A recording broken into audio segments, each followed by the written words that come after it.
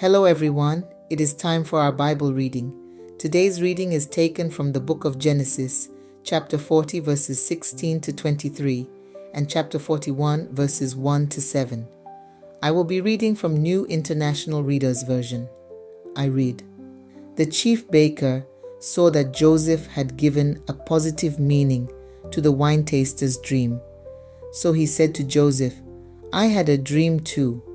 There were 3 baskets of bread on my head.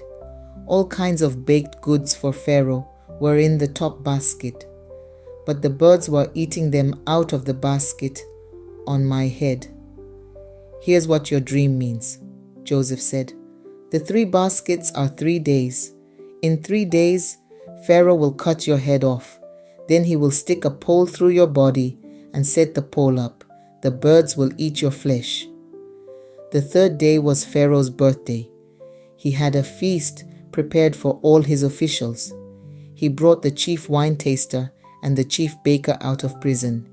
He did it in front of his officials. He gave the chief wine taster's job back to him.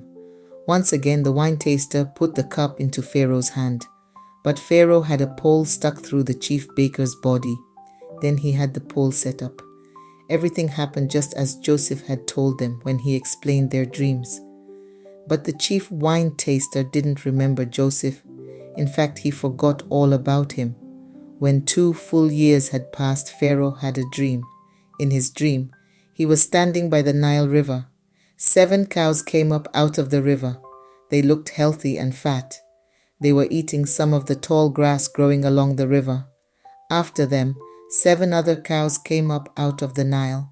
They looked ugly and skinny. They were standing beside the other cows on the riverbank.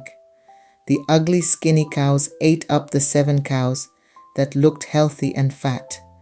Then Pharaoh woke up. He fell asleep again and had a second dream. In that dream, 7 heads of grain were growing on one stem. They were healthy and good. After them, 7 other heads of grain came up. They were thin and dried up by the east wind. The thin heads of grain swallowed up the 7 healthy, full heads.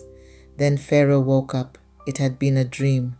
May the Lord bless the reading of his words. Amen.